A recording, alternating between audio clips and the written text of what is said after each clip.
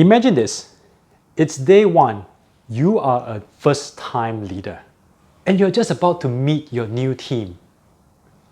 Actually, your team is an existing one with existing team members who have already been there together for a long time, and you are the one who's new.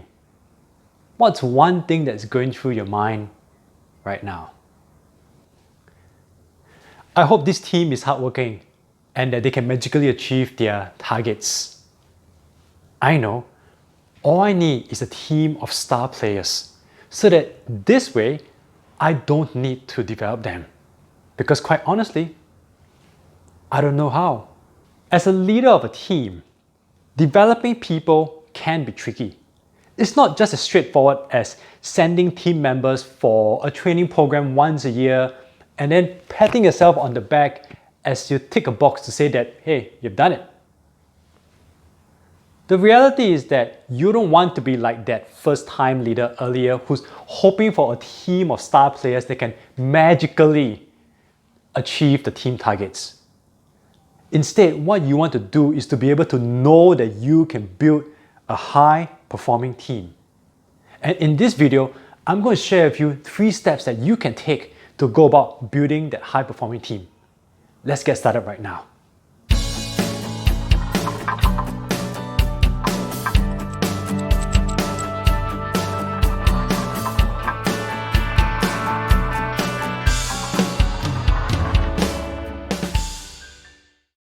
This video covers Principle 9, invest when the stocks are low. It's part of the 30 principles of first-time leadership. If you haven't gotten your hands on the 30 principles, which is the unique combination that helps a first-time leader to lead successfully, there's a link in the description below. This video is important for you because as the leader of a team, you are most likely going to be leading a diverse team. Not just diverse in terms of their backgrounds or their experiences, but also in terms of their ability to deliver results. You're going to have one player who is really great, and you're going to have someone else who is the complete opposite, and then every other team member who is just sort of in between. And the thing is this, you need to develop everyone. You got to work with who you have. As much as it's nice to be able to get rid of the poor performers so that you can start up your leadership journey on a strong footing, the reality is that doing so sends a very poor signal to everyone else on your ability to lead. So how can you start building that high-performing team? Well, here are 3 steps that you can take to do so immediately. If you're not subscribed to us, do consider subscribing to us and clicking that notification bell. Your support means a lot. Step 1, get to know your team. What are their strengths, their weaknesses, their desires, their motivations, what's their personality?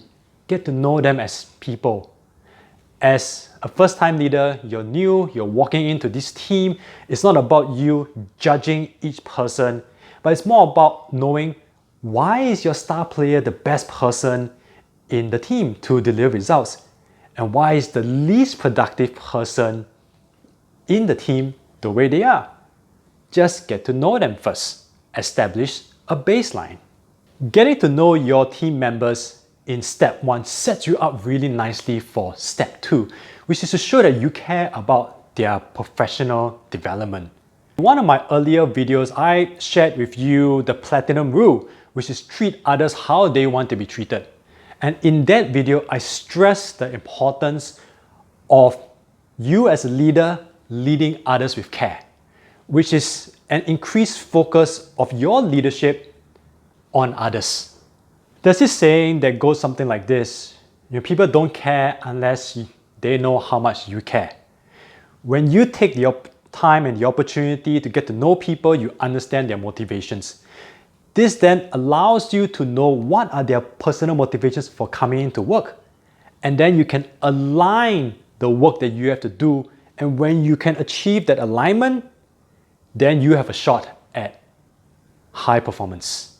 And getting to know people and what motivates them is also useful because then this gives you the opportunity to make your team members aware of what motivates them.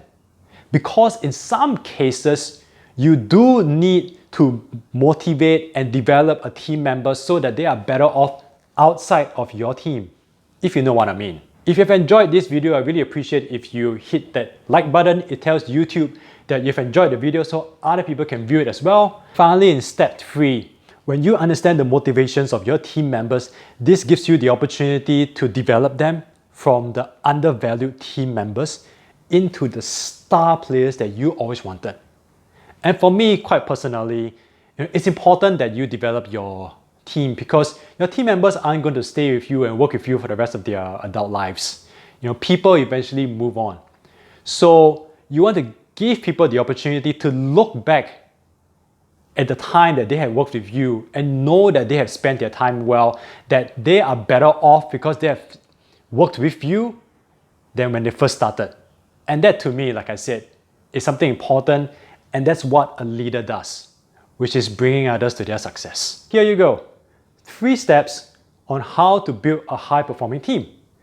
Step 1, get to know your people. Step 2, show that you care about their professional development. Step 3, transform them from the undervalued team members into the star players that you always wanted. In any case, I'm Daniel. I look forward to speaking with you soon. I'm signing out.